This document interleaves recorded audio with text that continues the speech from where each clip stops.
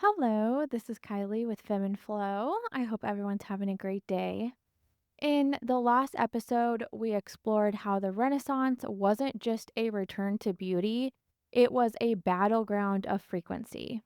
It was a bridge era that carried both distortion and divinity.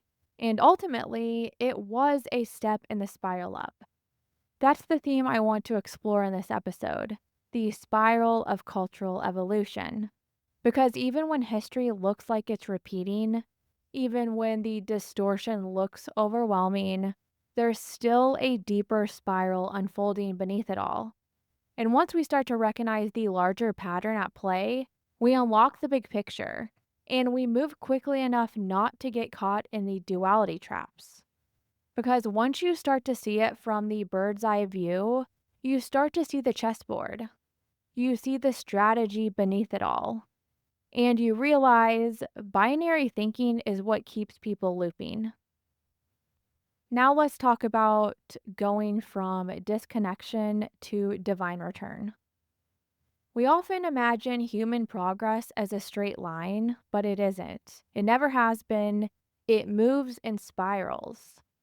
We spiral away from ourselves, we spiral back, we get lost to find ourselves.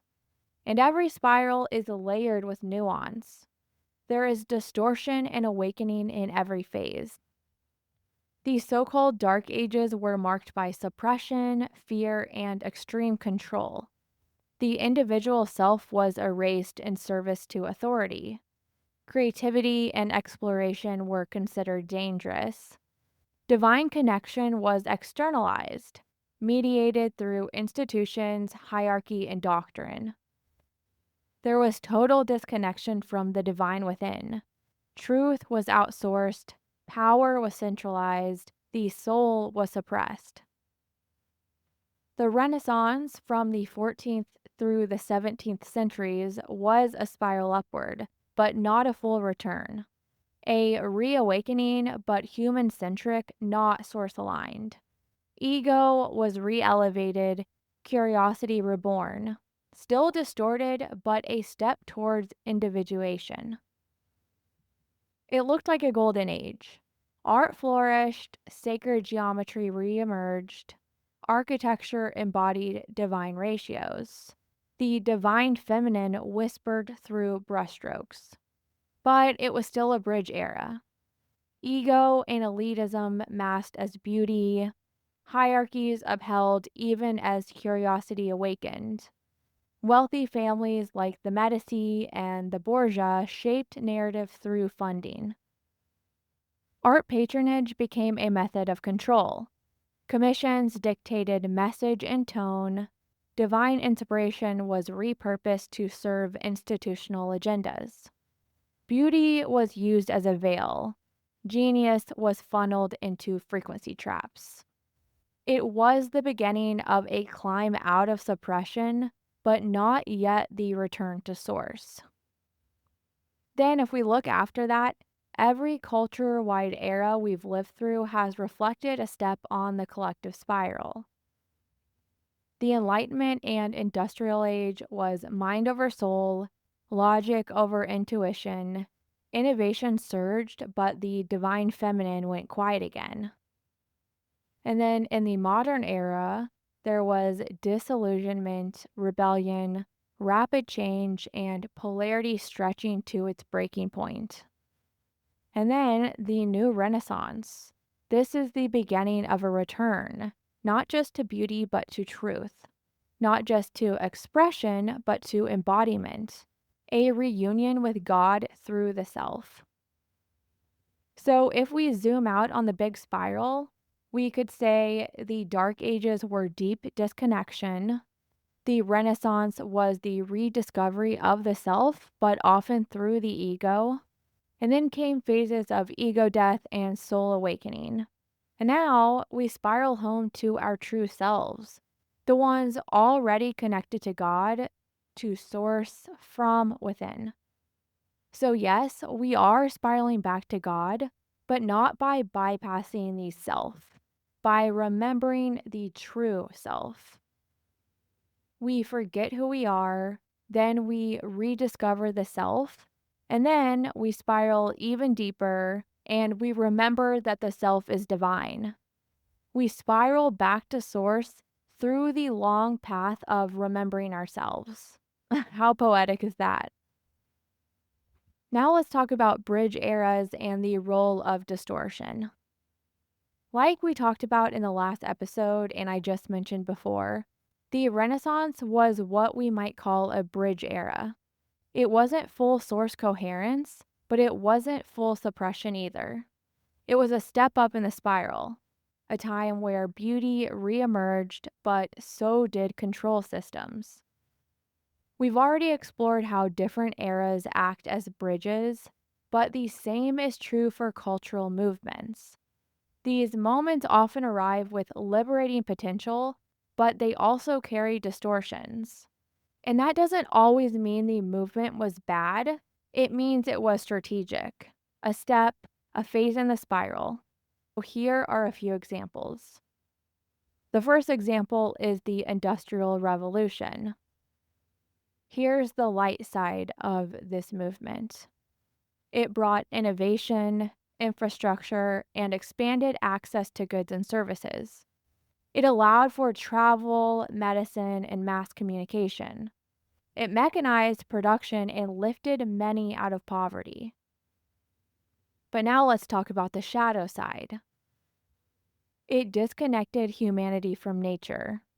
The body became secondary to the machine. People were treated as cogs in a system. The land was stripped for profit. It sparked the rise of extractive capitalism and exploitation. The 9 to 5 workweek emerged during this time, a system designed to standardize labor and extract productivity. It replaced nature based rhythms with clock based living, making contemplation, creativity, and spiritual exploration rare luxuries. During the same period, powerful elites like the Rockefeller family influenced both the medical and educational systems. Holistic healing was pushed aside in favor of allopathic, pharmaceutical medicine, often derived from petrochemicals. Medical schools were restructured to prioritize drugs and surgery over energy and root cause healing. Similarly, education was industrialized to produce obedient workers rather than free thinkers. Students were taught to memorize, conform, and prepare for jobs, not to question or awaken. This era spiraled us into modern civilization, but also disconnected us from our somatic and earth rooted knowing. It set into motion control systems that still shape our inner and outer landscapes today. But even this was a bridge phase, a distorted but necessary step in the spiral up. The next movement I want to talk about is the feminist waves. First, let's talk about the light side. They reclaimed autonomy, voice, and bodily sovereignty. Women gained access to education, careers, and political power. Shame around sexuality began to lift. For many, it was the first taste of true agency, of choosing their own path, their own body, and their own mind. So now let's talk about the shadow side of this movement. In some waves, the movement began to sever women from their own feminine energetics. Power was redefined through masculine standards, assertiveness, independence, dominance, while feminine modes of power like intuition, receptivity, softness, and cyclical wisdom were dismissed as weak. Softness was rejected, nurturing was belittled, radiance was traded for efficiency. In the pursuit of equality, many began to unconsciously adopt the very structures of the patriarchy they sought to reform, leading to burnout, disembodiment, and internalized masculine distortion. This distortion also began to pit men and women against each other. Men were made into scapegoats, the root of all oppression, rather than recognized as potential allies in healing polarity. Sacred union was forgotten. Feminine and masculine energies, meant to be in divine interplay, were fractured. The sacred union archetype, which is central to the Earth's spiral of awakening, was divided. Instead of being remembered as mirrors and catalysts for each other's growth, men and women became locked in blame, resentment, and energetic war. And while women entering the workforce was a key step toward sovereignty, there's a deeper complexity. It increased taxable income and served the agenda of extractive economies. Children were increasingly raised by hijacked school systems, education models designed by figures like Rockefeller to produce obedient workers, not sovereign thinkers. Divine feminine gnosis, the embodied knowing, the intuitive remembrance, the sacred rhythm, was left behind. This movement was crucial. It shook the foundations of oppression, but it was also deeply hijacked because feminine awakening is a massive part of the spiral up in consciousness. If women had remembered their power from within rather than through distorted systems, the paradigm could have shifted faster. Now we are being invited into a new phase, one where feminine and masculine rejoin in harmony, one where softness is strength, one where gnosis returns, one where the spiral continues upward, with wholeness leading the way. Now let's talk about another movement, which is the digital age. First, we'll talk about the light side of this movement. It brought global connection, rapid knowledge transfer, and new platforms for truth telling and innovation. It decentralized power and allowed more voices to be heard. The internet became a kind of democratized ether, an archive of human creativity, awakening, and communion. It also opened new pathways to sovereignty. People could start businesses from their laptops, monetize their art, ideas, or skills, and bypass the traditional gatekeepers of success. For the first time, it became possible to question the black hole systems, from banking to media to education, and build outside of them. A new kind of economic and creative freedom began to emerge. Now let's talk about the shadow side of this movement. It fragmented attention, heightened dopamine addiction, and invited constant surveillance. Social media stimulated connection, but often deepened isolation. Echo chambers formed. Nervous systems frayed. It opened portals, but also let in distortion at light speed. And perhaps most critically, it enabled a more advanced, algorithmically personalized form of propaganda. Mass media once had to broadcast one message to millions. Now, systems can subtly implant micro-narratives into individuals, using your data, your habits, your fears. Thought forms, which are emotional frequencies encoded in ideas, now spread virally, cloaked in humor, aesthetic, or urgency. This isn't just advertising anymore, it's narrative engineering. Memes, influencer scripts, TikTok audios, these all carry frequency, and repeated in a theta-like state, for example, scrolling late at night or zoning out midday, they imprint subconsciously. The digital age didn't just evolve our tech, it evolved how consciousness is shaped. We gained access to everything, but could easily lose our center if not sovereign and aware of the underlying mechanisms. So, where do these distortions come from? In truth, it's a mix. Some distortions are natural byproducts of a consciousness trying to evolve without full integration. When we spiral too fast without embodiment, the shadow surfaces. Other distortions are hijacks, intentionally inserted by black hole systems, false matrix structures, to redirect awakening energy back into control. These hijacks latch onto real movements and reframe them subtly over time. That's why bridge eras and bridge movements are messy. They hold seeds of truth, but also the potential for manipulation. They have distortion, but hold codes of return. And unless we learn to see the pattern, we either, number one, reject the whole thing because of the distortion, or number two, worship it blindly and ignore the distortion. But spiral thinking shows us the truth was always moving through it. And the real invitation is to keep evolving it.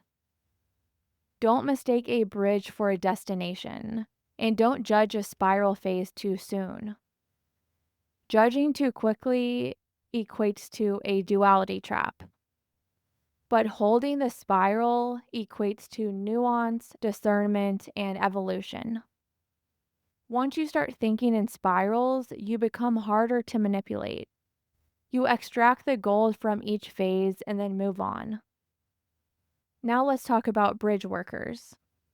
Bridge workers are souls who incarnate with the role of helping others ascend from one level of consciousness to the next. They don't necessarily embody the final tone of truth, but they carry codes to help others move towards it. And just like the spiral itself, bridge workers come in layers. There are high bridge workers, those who hold a refined level of awareness but still speak in ways that can reach the mainstream. There are mid bridge workers, those who may be doing deep healing but still have ego or polarity embedded in their message. And there are low bridge workers, souls whose messages might feel raw, raunchy, or egoic, but who still carry catalytic power. Because sometimes that's the only tone someone can hear, and a soul may strategically choose to enter through that layer. Bridge workers often meet people exactly where they are, speaking in language, energy, or aesthetics that feel familiar or relatable. But they're not just mirroring the current frequency, they're subtly nudging it upward. Their resonance carries a spiral imprint. Even if it's buried beneath humor, ego, performance, or rebellion, their soul is moving people up. Let's say someone's message feels a little self absorbed, a little performative, or maybe a little vulgar. But if that message liberates even one woman from shame, if it gets her to take up space, question conditioning, or access her body for the first time, then that bridge served its purpose. This doesn't mean we glorify distortion, and it doesn't mean all distortion is harmless. Yes, bridge workers can also get hijacked. Yes, they can get stuck and loop in their own frequency if they don't evolve. But the key is this: we're not here to worship or condemn. We're here to discern and keep spiraling up. To know when a bridge was necessary and when it's time to walk across it and move forward. Like I said, don't mistake a bridge for the final destination. Not everyone is meant to stay. Some are just meant to help others reach the next stair on the spiral. This is where understanding spiral thinking versus binary thinking is so important. This is why so many people feel let down when a cultural movement, leader, or movement turns out to be imperfect. They thought they were stepping into the final truth, but they were only stepping onto a bridge. Truth unfolds in phases. Healing unfolds in spirals. And if you expect purity too early, you'll miss the bigger picture. When we think in binary terms, good versus bad, awake versus asleep, light versus dark, we get stuck. But when we see the spiral, we see momentum. Even when distorted, a bridge can still spiral someone up. Even when chaotic, a timeline can still reveal truth. This is the work of bridgeworkers, people or movements that carry distortion and liberation. They often don't even realize they're bridgeworkers, but their soul is strategic. They meet people where they are and nudge them upward. And like I mentioned, the key is to not stay on the bridge forever. Take the gold from it and keep moving up. Now let's talk about looping versus spiraling up. Every phase of the spiral gives you a choice. Do you loop here or do you spiral forward? It's easy to mistake a breakthrough for a finish line, to find a truth that feels resonant, a phase that feels freeing, and want to stay there forever. But the spiral is alive. It invites movement. Looping happens when we confuse clarity with completion. When we find something that works, and instead of asking what's next, we cling to it as if it's the whole truth. Looping keeps us in the comfort of known frameworks. Even if they were once expansive, they become cages when we stop evolving. Spiraling, on the other hand, means letting even our liberation evolve. It means recognizing that what liberated us at one level might eventually limit us at the next. It means staying open to refinement, even of what once felt sacred. It requires humility, curiosity, and the willingness to keep changing. This is the trap of dualistic thinking. We want to find the good side and camp there. We want to label a belief system as true and then stop questioning. But the spiral doesn't work that way. Truth comes in phases. Even light can cast shadows if it isn't embodied. Even spiritual movements can get hijacked if they forget to evolve. Even teachings that once felt like freedom can become echo chambers when they're held too tightly. You'll know you're looping when you stop feeling challenged by what once awakened you. You start repeating language or rituals without fresh energy behind them. You judge or dismiss anything outside your current paradigm. Your growth feels performative instead of authentic. And you'll know you're spiraling up when you stay open to nuance, even within what you already believe. You can hold paradox without fear or judgment. You keep integrating new insights without collapsing your past. You notice deeper layers of the same truth revealing themselves again and again, like spirals on a shell. The spiritual path isn't about locking into a single right way. It's about becoming increasingly refined, integrated, and coherent, which means letting your truth stretch, letting your beliefs breathe, letting yourself evolve. Because every time you spiral, you don't just get wiser, you get more free. Now let's talk about the polarity shift versus spiral evolution. It might seem like a paradox to talk about slow spiraling evolution and a sudden polarity collapse, but here's the nuance. Spiral evolution is about slow, layered integration over time. Polarity collapse happens when the polarity peaks to such an extreme that duality itself can't hold, and we have a collapse into the dominant tone. Polarity doesn't collapse because it's been balanced. It collapses because it's been stretched too far in one direction. Once distortion or polarity peaks, the polarity snaps and the dominant tone takes over. This is the quantum tipping point. Not balance, but override. And not compromise, but a shift. And here's the physics behind that. We are living through the unraveling of a black hole physics-based reality. In quantum terms, a black hole system is one of inversion. It operates on entropy, where energy is siphoned inward, condensed, and trapped. It's a collapsing spiral, feeding on chaos, fear, and separation to keep itself alive. It can't generate its own energy, so it relies on harvesting it from others. This is the architecture of the false matrix: parasitic, closed loop, and entropic. But we're not meant to stay in that system. We are reintegrating into white hole physics, a natural state of harmonic coherence, expansion, and self generating energy. In a white hole system, energy flows outward from source. This is the natural architecture of source. There's no need to extract or dominate.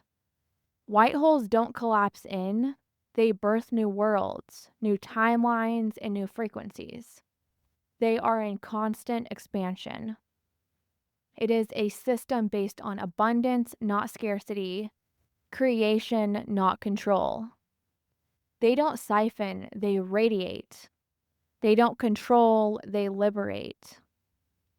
So when polarity stretches too far, it reaches a tipping point. The black hole collapses not because of equal tension, but because it can no longer sustain the frequency mismatch. It has overreached. It has drained what it can. And then white hole coherence takes over, not through force, but through resonance. White hole physics is based on coherence, beauty, and harmony. It's not built on scarcity. It generates from the inside out. This is what we're witnessing now: a global polarity snap, a return to true physics, a resurrection of the natural spiral.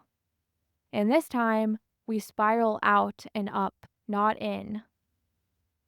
And here's the key: the new tone we're collapsing into after the black hole overextends is already being stabilized by a group of beings and souls incarnated with a very specific role. And these are white hole stabilizers. White hole stabilizers aren't here to argue, debate, or fight distortion. They're here to hold the frequency of what comes after. They build the energetic scaffolding for the next era, quietly, consistently, and powerfully. They might not go viral, but their tone reverberates through the field. So when the collective collapses out of the distortion, it has somewhere to land, a frequency to catch it, a harmonic to tune into. That's what makes this polarity snap different from the ones before. This time, there's a tone strong enough to hold. We're not collapsing into more chaos. We're collapsing into resonance, into white hole coherence, into truth, into remembrance. And the stabilizers, they've already been building it. And meanwhile, bridgeworkers are guiding the masses up the spiral. It's a multi-layered movement. Think of it like this: a culture spirals upward, gaining awareness. Meanwhile, darkness pushes harder and harder until it breaks. And in the breaking, the white hole frequency anchors. This is why we say you don't collapse into balance, you collapse into the dominant tone. And white hole stabilizers are the ones holding that tone beneath the surface, building the energetic scaffolding for this shift. This is why I've been talking so much about architecture lately. You've probably noticed it in my recent titles, from the architecture of distortion to the architecture of source to art as architecture. Because that's what this all comes down to: energetic infrastructure. There are blueprints beneath everything, structures of resonance that shape the world before the world even appears. This ties back to the six-dimensional morphogenic fields I've talked about before. We don't just live inside culture. We live inside frequency patterns, inside invisible architecture that programs how we think, feel, and create. And for centuries, the dominant architecture has been built on distortion, false foundations, black hole physics. That's why it collapses in on itself. It was never designed to last. It was built to siphon, not sustain. But now, the scaffolding is changing. White hole stabilizers are weaving a new blueprint, one that's not based on control, but coherence. One that births beauty, truth, and liberation, not just through art, but through how we speak, how we live, and how we love. This is the architecture of Source, and it's being laid down now. So when the spiral finally turns, when polarity finally collapses, we don't fall into a void. We don't collapse into another distortion of black hole physics. We land on something real. We land in the tone we were always meant to remember. Because frequency is not just a vibe, it's the architecture of reality. Okay, now that we've talked about the polarity shift, I want to swing back and talk about it in relation to the spiral up through the eras. At first glance, the spiral of cultural evolution and the polarity shift might seem like two competing ideas. One says we evolve slowly, era by era, through bridge phases and cultural movements. We spiral up step by step, even when distortion is part of the journey. The other says we don't rise slowly, we collapse suddenly, because polarity stretches so far in one direction that it snaps and the system flips. It's easy to see these ideas and think, well, which is it? A slow spiral or a sudden shift? But this is where the old binary lens fails us, because it's not either or, it's both and. Here's what's really happening. The spiral is the evolutionary path humanity has been walking through dark ages and renaissances, through revolutions and revelations. Each turn of the spiral helps us reclaim more of our essence, more freedom, more truth, more alignment with Source. But the polarity shift is a quantum event, a dimensional tipping point. It happens when the polarity has spiraled so far, so extreme, so unstable, that the frequency architecture of the old world can no longer hold itself. That's what black hole systems do. They collapse, they implode inward, because they are built on entropy, siphoning energy, and resisting truth. And when they collapse, it's not a fall, it's a flip, a shift into the dominant tone. This time it will be into coherence, into white hole physics. So the spiral prepares us, it gets us ready to receive, it gets our nervous systems regulated, our discernment sharpened, our bodies attuned to hold more light. And then the shift, the collapse of polarity, delivers us into the new tone we've been spiraling toward all along. Think of the spiral as the personal journey and the polarity shift as the collective inflection point. The spiral is your evolution. The shift is the collective's quantum leap. They're not in contradiction. They're layered in mechanics, both governed by frequency laws, quantum physics, and energetic architecture. And that's why we need spiral thinkers and bridge workers to help people evolve. But now we need white hole stabilizers to hold the new tone, so that when the collapse comes, there's a place to land. This is why we're here. This is why the work matters. Because the scaffolding we're building now will be the ground of the new earth. Now let's talk about recycled collapse versus a real shift. There have been moments throughout history where polarity did collapse, but instead of shifting into higher harmony, the collective simply fell back into another black hole loop. Some examples of this are the collapse of Rome, the end of feudalism, the post-Renaissance into industrialism. All of these were potential polarity thresholds, moments where the energetic field stretched so far It could have flipped into a new dominant white hole tone, but that didn't happen. Why? Because a polarity shift isn't just about collapse. It requires an available alternative frequency. In quantum terms, collapse only shifts us if there's a stabilized dominant field for consciousness to fall into. Otherwise, the system just collapses and resets the same architecture with a new aesthetic, same energetic pattern, different costumes. Collapse is just the nature of black hole mechanics. Like I said, black holes are systems of inversion, compression, and energy siphoning. They are not sustainable by nature. Their survival depends on pulling energy inward, consuming rather than creating. So collapse isn't just a possibility, it's inevitable.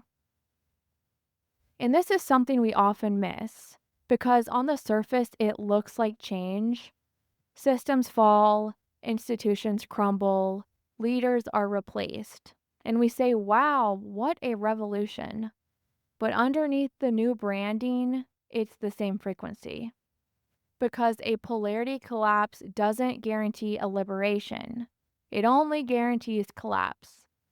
And unless there's a higher stabilized field, a white hole tone that's strong enough, coherent enough, embodied enough, then that collapse just falls sideways into another loop, another version of control, another system that still feeds the black hole. There have been many micro movements across cultures and centuries, but only a few major polarity inflection points on Earth where the collective had the opportunity to spiral into an entirely new frequency paradigm. Think of the fall of Rome. That wasn't a leap into light. It was a powerful shuffle. One empire fell, another emerged cloaked in religion. The control just got spiritualized. Hierarchies remained, shame remained. The system collapsed, but it collapsed into the same tone.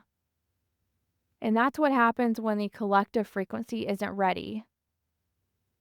But like I talked about before, even through these different bridge phases, we can extract the gold, extract the light, and keep spiraling up. We just need to be able to hold the nuance and not get caught in a duality trap. But here are some examples.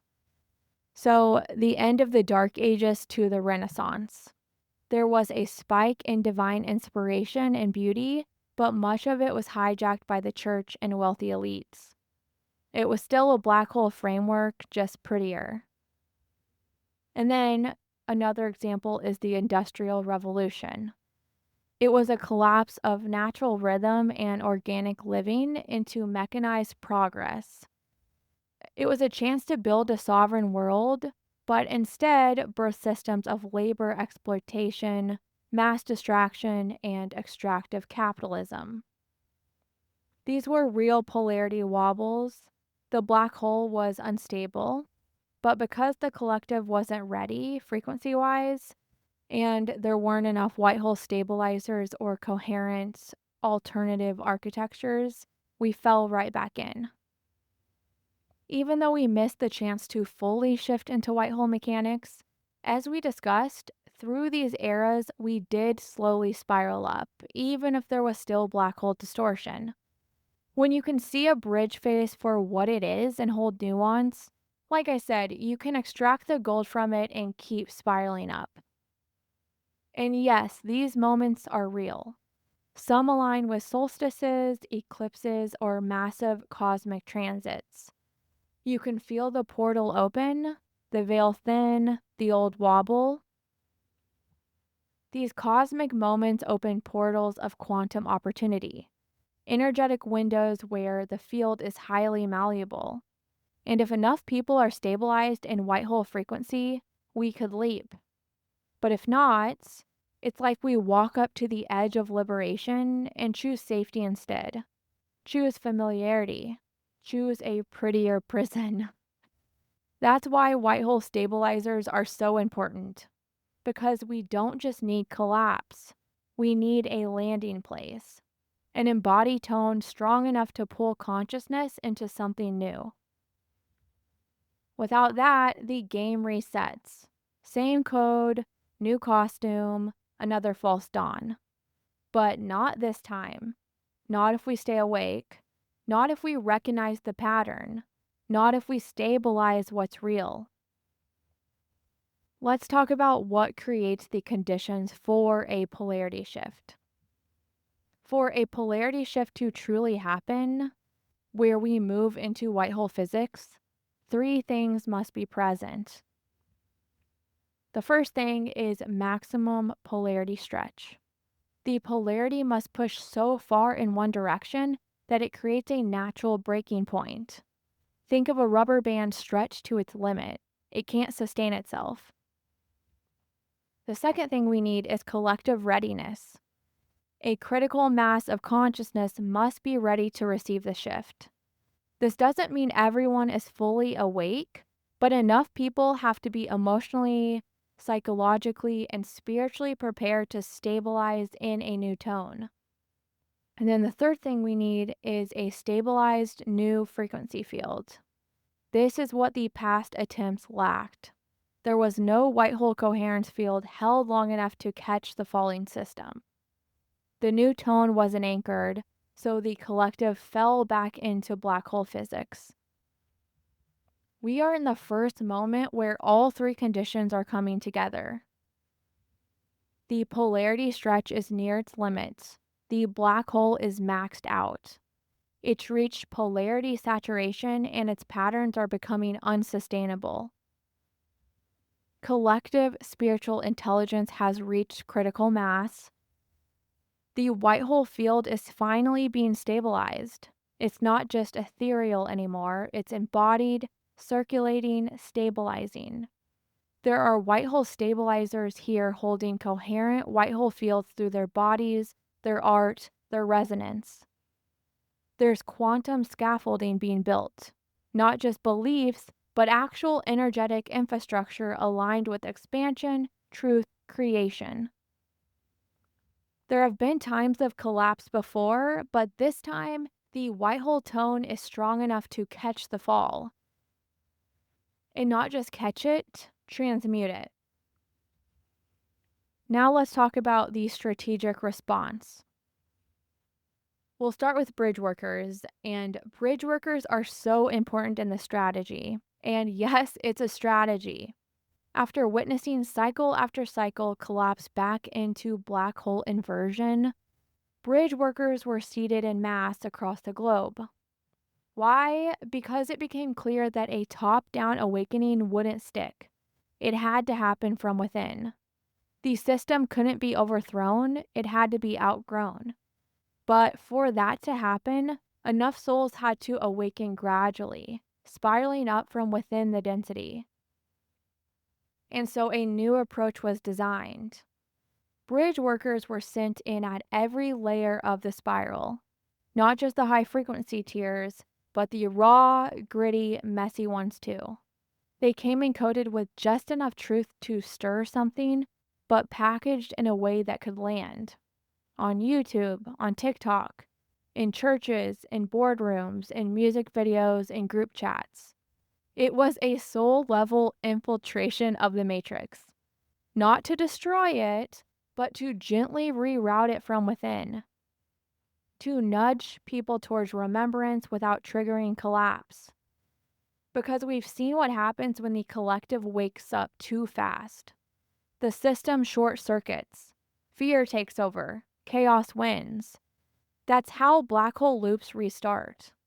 But this time, it's different. Because the awakening is being scaffolded.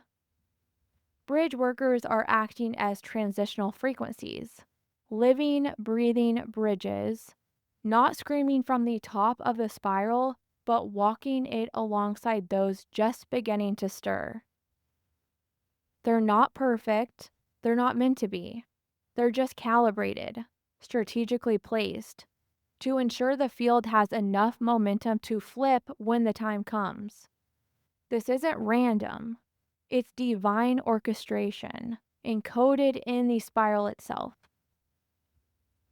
These are souls who incarnated to speak the language of the time, embed in mainstream systems, carry subtle codes of liberation, and spiral the collective gently upward. Some knew their mission, others didn't, but all carried a blueprint for evolution. And today, because of the groundwork they've laid, because of the resonance fields they've helped raise, white hole stabilizers can finally land. The new tone is being built. And for the first time in a long time, collapse might not mean more control. It might mean liberation. Because we finally have a dominant resonance field to spiral into. And you are here for it. And none of this would have been possible without the digital age. Because we didn't just need bridge workers, we needed the infrastructure that could carry them. We needed decentralized platforms, ways of reaching the masses that weren't filtered through the gatekeepers of the old world. The internet, for all its distortion, gave us this: a new nervous system for humanity, one that allowed truth to move faster than censorship, one that let podcasts, TikToks, voice memos, and music videos carry activation codes into the cracks of the old system. This is where the strategy gets even more brilliant. Bridge workers didn't have to infiltrate media corporations. They could broadcast from their bedrooms. They didn't have to beg for publishing deals. They could share their voice on their own terms. We see this in the way artists, like my favorite one I talked about in my last episode, Mike, said no to the traditional record label contracts. He chose to remain independent. He refused to hand his creative sovereignty over to a system designed to siphon soul for profit. And in doing so, his art retained its resonance. It's not just catchy, it's encoded. It's poetry with frequency. Because when you don't sign the contract with the false matrix, you stay tethered to source. You become a clear vessel, and the spiral carries further. That's what we're seeing now. Creators, speakers, artists, mentors, and ordinary people all choosing to stay true, to remain aligned, to let the spiral do its work through them rather than handing their tone to a machine that distorts it. This is why it's working. Because we didn't just build a new frequency, we built the scaffolding to carry it. One podcast, one voice memo, one independent artist at a time. Now let's talk about the Atlantis collapse and the original Earth experiment. Let's zoom way out for a second. I've talked about this in previous episodes, but some people just tuning in may be asking, how in the heck did we get here? Earth was not created as a punishment planet. It was a sacred experiment in remembrance. The guiding question was, if we disconnect from source, can we find our way back? The experiment began in white hole architecture. Pure expansion, coherence through frequency, creation through harmonic tone. This is how source creates. Through white hole physics, a state of continuous birth, beauty, and becoming. It's not static perfection. It's fluid intelligence. And it's where polarity can exist without becoming destructive. Because in white hole physics, polarity isn't a trap, it's a palette. It's contrast that enriches the game. It gives texture to love, flavor to growth, spark to evolution. But when polarity is stretched too far, it stops being dynamic and starts becoming unstable. And that's what happened in Atlantis. Now we'll talk about the fall of Atlantis from white hole to black hole. Atlantis was originally white hole aligned, deeply connected to source even through a veil. Sacred geometry, sound, and plasma technology used in harmony with Gaia. Governance through spiritual coherence, not hierarchy. Healing through frequency, not force. It was a civilization where form followed frequency.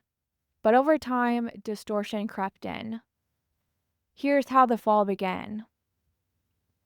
Spiritual ego rose. Some Atlanteans began believing they were gods, not of God. Technology outpaced ethics. Timeline engineering, cloning, and DNA editing began to override natural evolution. Separation from source set in. They stopped creating with the whole and began serving the self.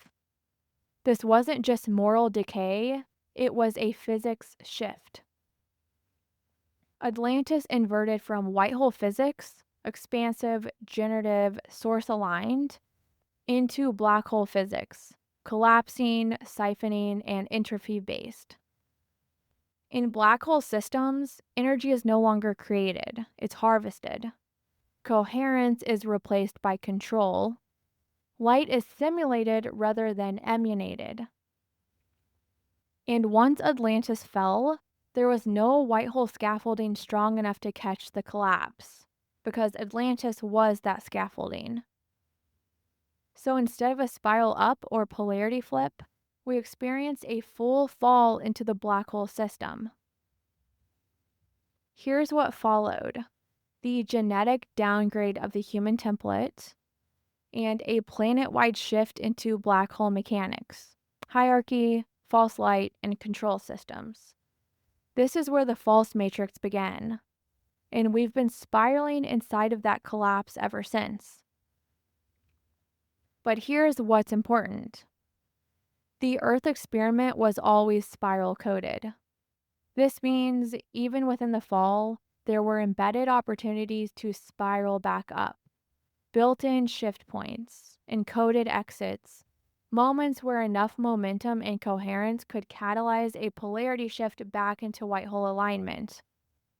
Atlantis taught us what happens when coherence isn't embodied, which is why now the return doesn't come from technology or outside saviors.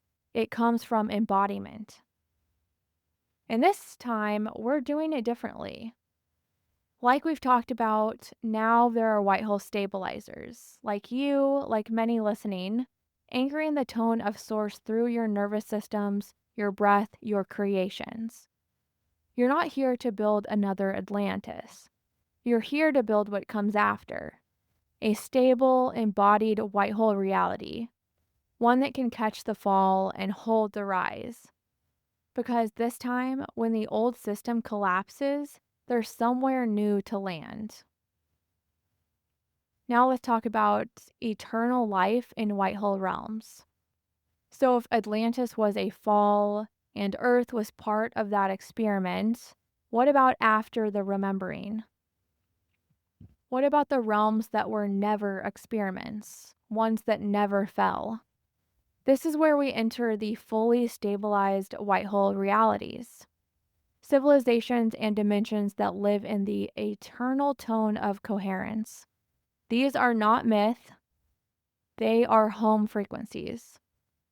We might call them the Pleiades, Lyra, the Elohim realms. But names don't capture the essence, because these are not places in space, they're states of resonance. So, what does eternal life look like here? Not eternity as in endless time, but eternity as in timeless coherence. A realm where there's no need to decay or recycle energy because creation is continuous and clean.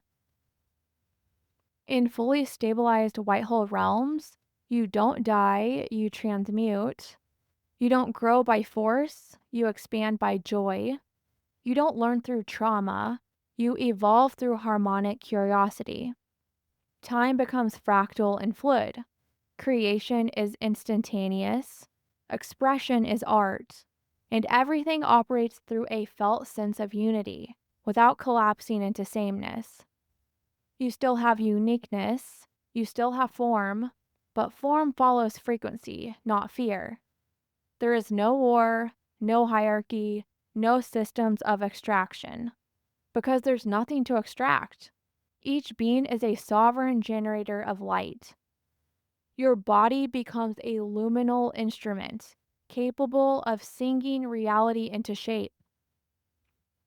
Communication isn't verbal, it's vibrational. You don't explain yourself, you resonate. There's no need for laws because truth is a field. You simply don't resonate with distortion, it cannot enter. This is not utopia in the human sense. It's not perfection frozen in time. It's living, breathing, divine coherence. And it's not far away. Some of you listening come from these realms. You didn't come here to escape Earth. You came to anchor what you remember, to stabilize it in a body, to become the white hole field. So this time, when the system collapses, there's something stronger than Atlantis ever was. You. An embodied tone of eternity, an emanation of coherence, a living memory of what home really feels like. And that's what we're spiraling toward. Not back to the past, not forward to a fantasy, but deeper into what's always been true. White hole truth, white hole architecture, white hole life. And after Earth shifts into a white hole reality, it will become an eternal realm instead of an experimental realm. And this is the return to heaven on Earth. So let's talk about how this polarity shift is actually playing out right now. Because if you're looking at the surface, it can feel chaotic, messy, divisive, confusing. But if you're tracking energetics, you'll see the deeper pattern. The polarity path we're on now, as uncomfortable as it may look, is actually aligned with disclosure, collapse, and shift. And here's the part that might surprise some of you, or maybe it won't. Donald Trump is an example here. Not as a savior, not as the villain, but as a timeline activator. Dualistic thinkers will want to label him all good or all bad, lightworker or destroyer. But when you shift your view to a timeline lens, you see something else entirely. His presence catalyzed chaos. He disrupted the surface narrative, and in doing so, forced deeper truths to rise.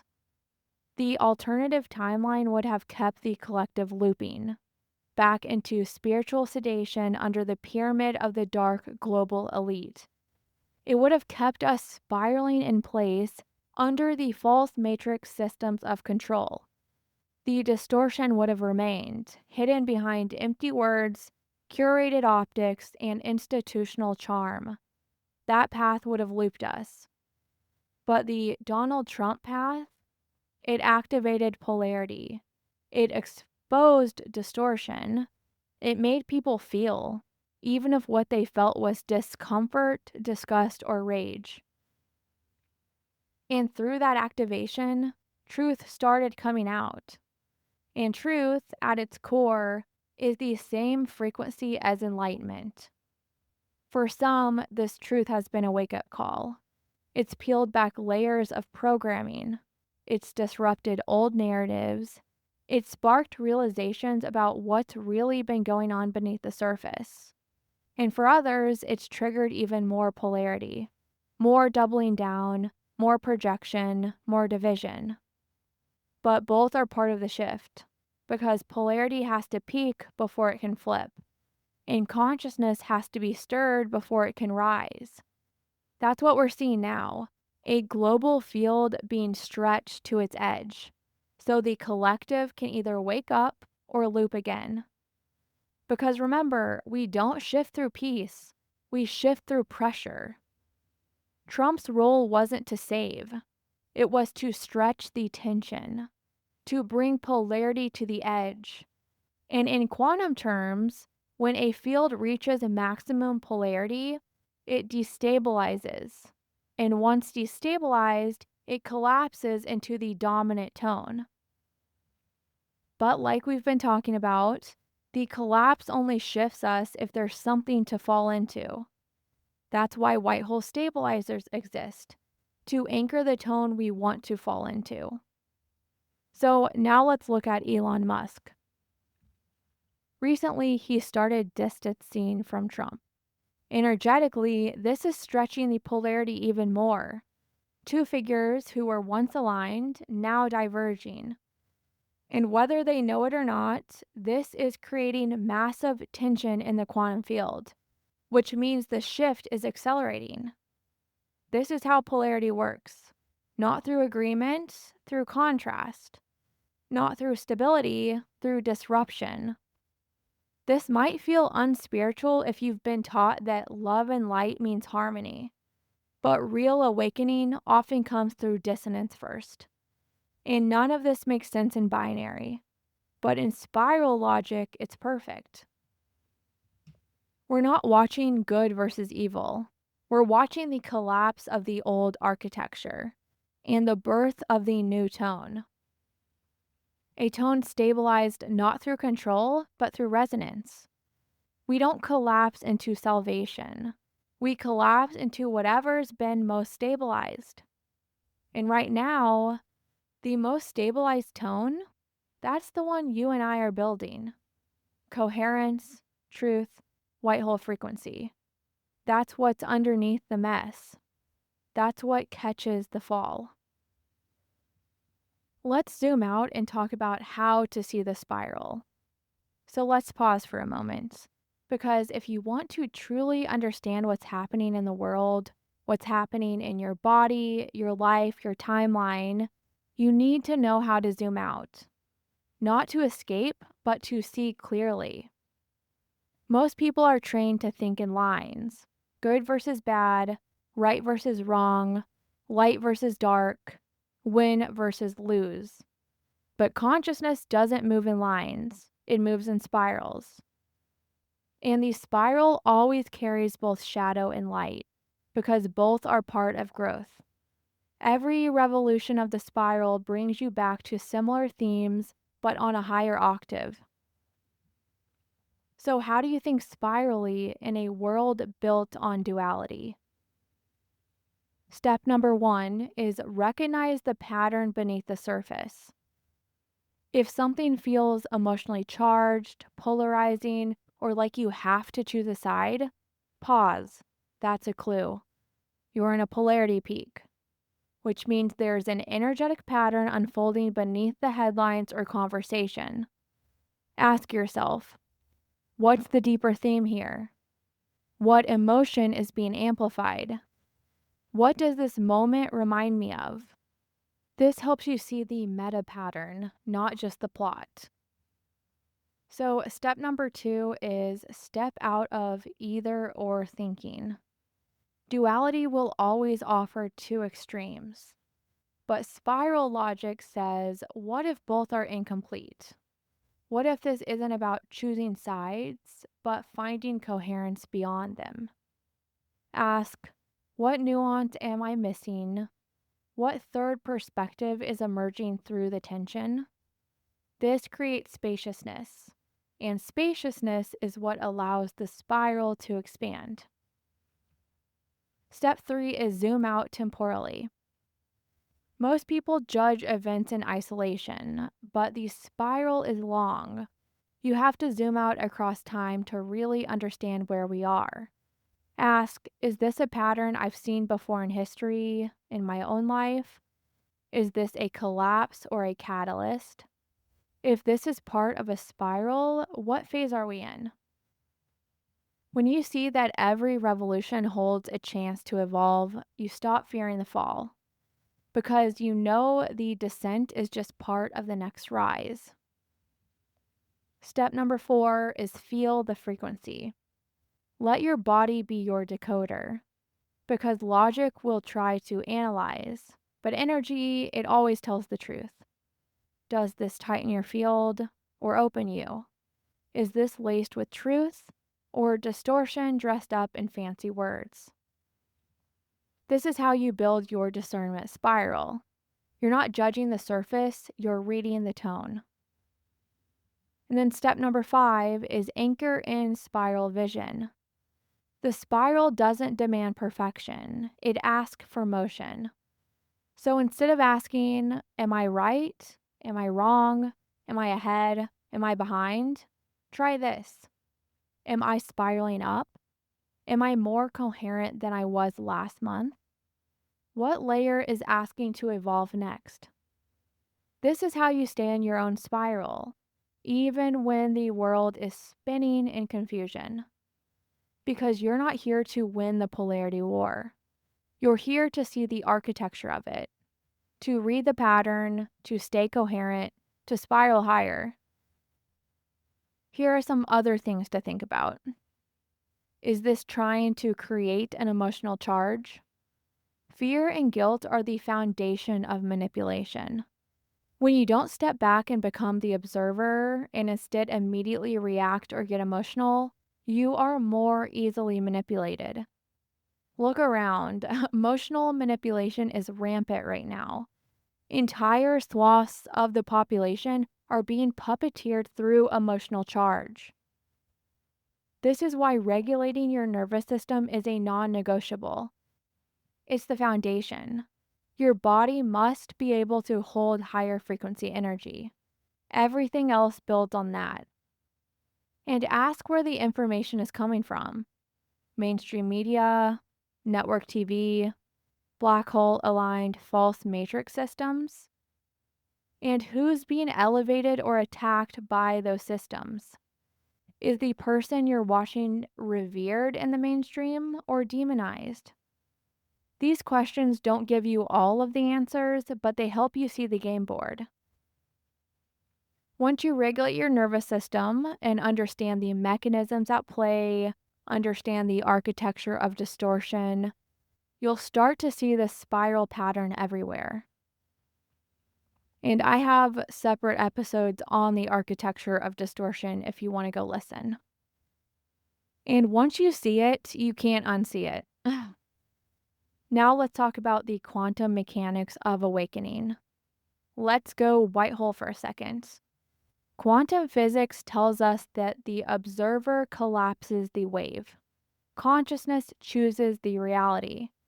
And when enough consciousness coheres in a particular frequency, that frequency becomes the dominant tone. That's how timelines form. That's how polarity shifts. And this is where the bridgeworkers and white hole stabilizers come in. I mentioned this earlier, how bridgeworkers help people spiral up from one layer of consciousness to the next. How they meet people where they are, often inside distorted systems, and carry just enough resonance to wake something up. But to actually shift polarity, to collapse out of a black hole system and spiral into white hole physics, we need a dominant tone to catch the fall. A stabilized field that can hold the frequency of truth, coherence, and source alignment. That's the role of white hole stabilizers. And yes, some people are hybrids. They start out as bridge workers, meeting people in the density, and then as they refine, heal, and remember, they stabilize into white hole tones. They become anchors for the new. And white hole stabilizers are doing more than just vibing high. They're building the energetic scaffolding that allows the spiral to land. That might look like creating spaces, art, and language that vibrate in white hole coherence. Designing architecture, literal or energetic, that reflects the symmetry of source. Modeling embodiment so deeply that their nervous system becomes a frequency tuning fork for others. Speaking or writing in Akashic syntax where the resonance carries as much power as the words. Because everything is frequency. The medium might be words or art or music or presence, but the real activation isn't the message. It's the field underneath it, the frequency embedded in the spiral of delivery. That's why Akashic syntax matters. That's why the body matters. That's why coherence matters. Because when someone is transmitting from white hole resonance, you feel it. Not just in your mind, but in your fascia, your cells, your field. And that's what changes timelines. And that's what we're doing now. As more white hole stabilizers embody this resonance, as more bridge workers rise and evolve into anchors, the spiral strengthens until one day the collective tone flips. What seems slow becomes instant. What felt impossible becomes inevitable. Because the spiral never stopped rising. It was just waiting for us to build the field strong enough to hold it. Before we move on, I want to talk about two cosmic alignment moments that we've had this year in 2025 that relate to all of this. And those are the spring equinox that we had. I've talked about this on another podcast episode. And then the summer solstice that happened a few days ago. These weren't just seasonal changes, they were energetic milestones. Each one marked a distinct phase in the white hole grid coming online. On the spring equinox, the white hole frequency officially locked into the grid of the Earth. That was the moment the collective field tipped, from potential to presence. This was the moment that black hole distortion lost its monopoly. White hole coherence became available as a baseline frequency for the first time, not just for individuals, but for the collective. It didn't mean we all jumped timelines overnight, but it did mean the new Earth was no longer a future event. It had arrived as a vibrational option. Now, fast forward to the summer solstice that just happened. That's where the shift moved from external anchoring to internal embodiment. This was when the white hole stabilizers, beings who came to hold and transmit the new frequency, crossed into tone embodiment. Not just feeling the new earth, but becoming it. Not just talking about the shift, but living from it. It's the difference between tuning up to a frequency versus radiating it effortlessly. After the summer solstice, those who had been holding the white hole tone began to stabilize in it as a default tone. Their nervous system stopped fighting to regulate, their creativity became effortless, their magnetism turned on. They no longer had to call back their energy, it simply remained sealed. And the field they once reached for is now what they walk in.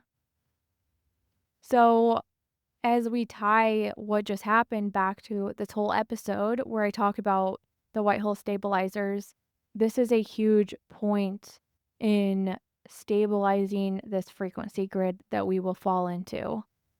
This is incredible. Now let's move on and talk about energetic architecture in the 9-dimensional spiral. To really understand what we're building right now and what's actually shifting in this realm, we have to zoom way out. I've talked before about the different dimensions of energy, but I want to give a quick recap here because this forms the energetic architecture of everything. And to really grasp the spiral of evolution, we have to understand what it's spiraling through. There are 9 dimensions we can currently access energetically. These aren't separate realms that we float through. They are frequency layers, filters of vibration that give form and meaning to pure energy. And when you're stabilized in white hole coherence, you begin to access all of them simultaneously. You become a vertical pillar of harmonic resonance, living architecture. Dimensions 4 through 9 are non-physical, and dimensions 1 through 3 are physical. Here's the dimensional breakdown. The 9th dimension. This is the white or black hole generator of an entire universe. This is the source field. It sets the tone. It is the spiral origin, the singularity of creation. And if you've been watching my TikToks recently, I've been talking about this, and the base energy of the 9th dimension is plasma. You could view plasma as the carrier of God or source frequency. So then that energy steps down into the eighth dimension, where it's pure light, pure source. It's the eight solfeggio frequencies moving in harmonic resonance. You could call this the voice of God, not in a religious sense, but as pure harmonic intelligence. And the base frequency of the eighth dimension is photons. And plasma is the carrier of photonic light, or the carrier of pure source energy. So then this steps down into the seventh dimension, which is the realm of sound. And here, light becomes tone. God energy is made vibrational. And then that steps down into the sixth dimension, which is the realm of sacred geometry. This is where tone becomes form, the cymatics of consciousness. It holds the morphogenic fields and the primordial archetypes we talked about in past episodes. It is the energetic blueprint behind all things. And that energy steps down into the fifth dimension, which is the realm of love, life, and bliss. This is where the templates are filled with animating force. Miracle frequency lives here. And then that steps down through the fourth dimension, which is the realm of the collective mind, myth, and astral overlays. This is the narrative filter, a dream canopy over 3D life that sets the stage for what people expect, believe, and imagine is possible. I like to say the fourth dimension sets the vibe of a physical fairy tale land. And then the third dimension is physical form, biological experience. It's where we touch, feel, and walk inside the myth or explore in the fairy tale land. And then the second dimension is the mineral and plant realms. It's the foundation of organic coherence rooted in Earth's energetic signature. And then the first dimension is Earth's iron core, the anchoring spiral, the magnetic stabilizer that holds it all.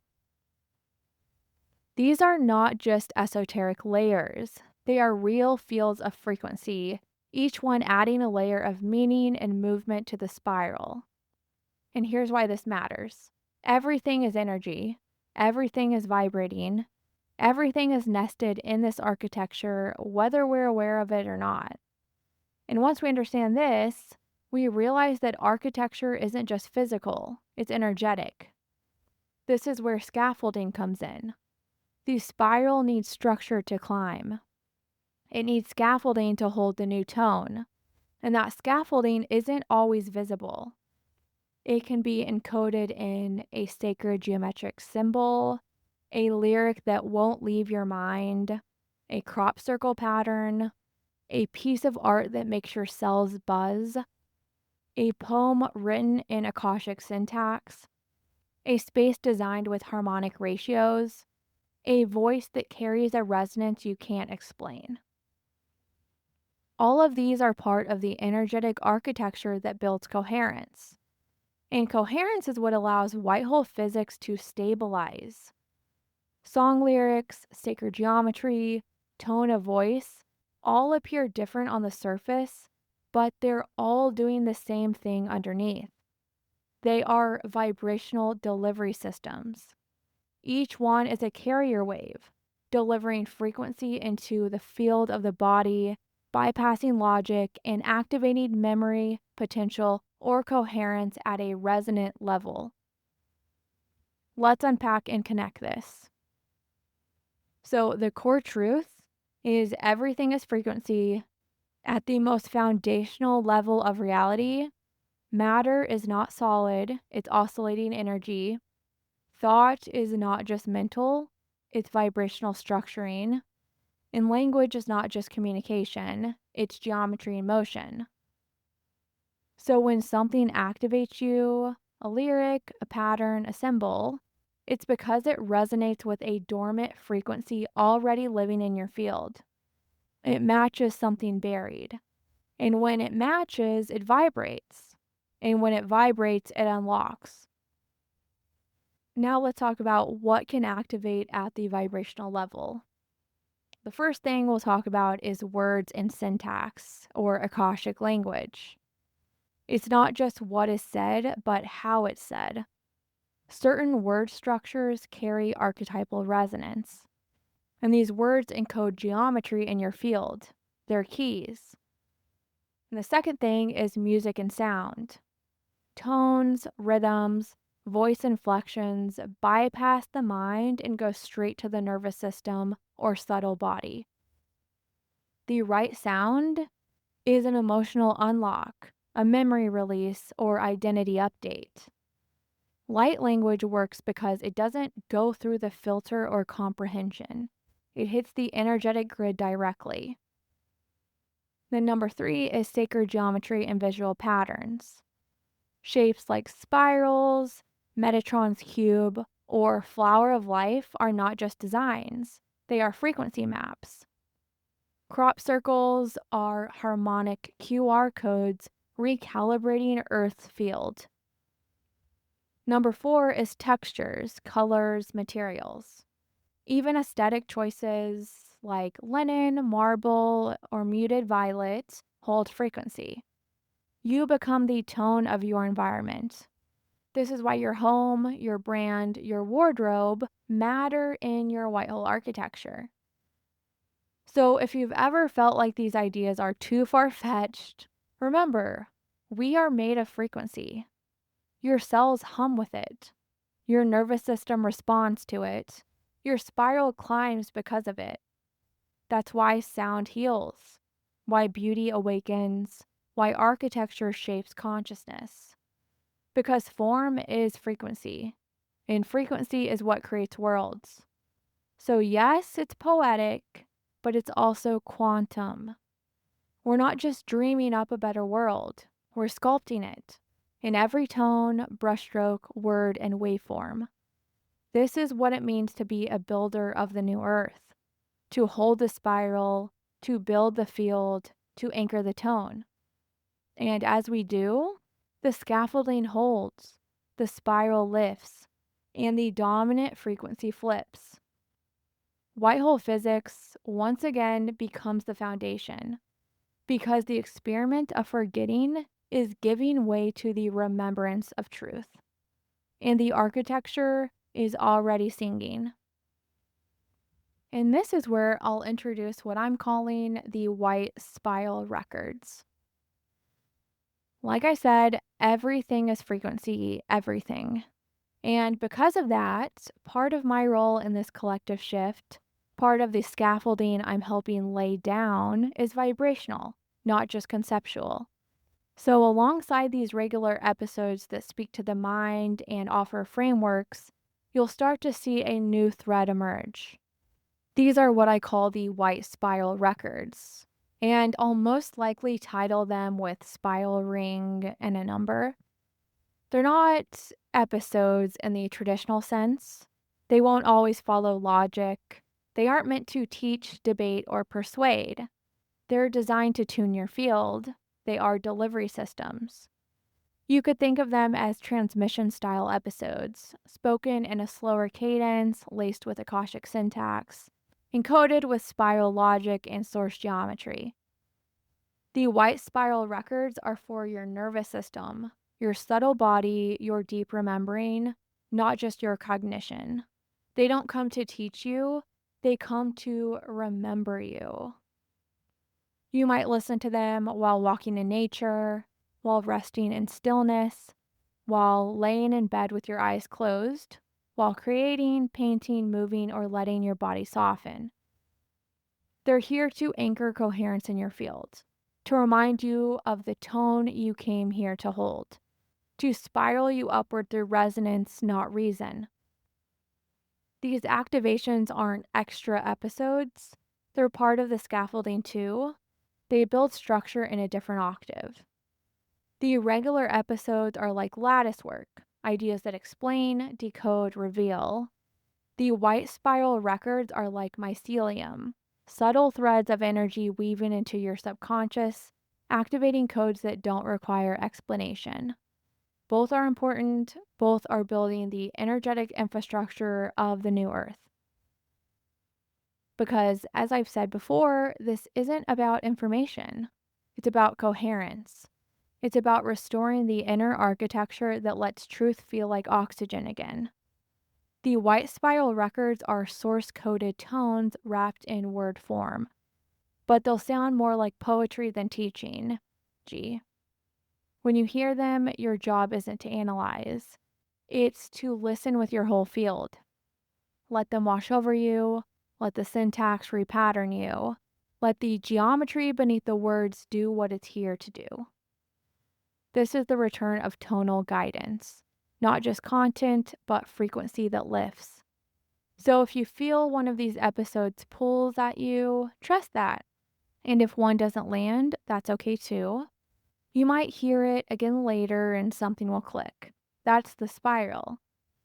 These activations are white hole encoded, meaning they don't siphon, they don't loop, they gently expand you. They spiral you inward, homeward, upward. And white spiral records work because they speak in a language your multidimensional self understands. These are invitations, not instructions. They're not here to add more noise, they're here to clear space, to let the God frequency flow again. You don't have to understand them for them to work. Just be open and they will land. So, what do we do with all of this? We remember truth doesn't shout, it spirals. Some eras are bridges, yet still hold distortion. Gold can be extracted and used in the spiral up. Some voices aren't meant to be perfect, they're meant to be placed, calibrated into the spiral as catalysts to stretch the field, to peak the polarity, to initiate collapse, not into chaos, but into coherence. You don't have to get stuck if you keep spiraling. You don't have to know every answer if you stay tuned to tone. You don't have to fear collapse, because this time there's something to land into. The scaffolding is in place. And if you're hearing this, you're part of it. If you've been feeling the call to step into your next octave, to stabilize your own field, to contribute to the harmonic architecture of this new earth, stay close.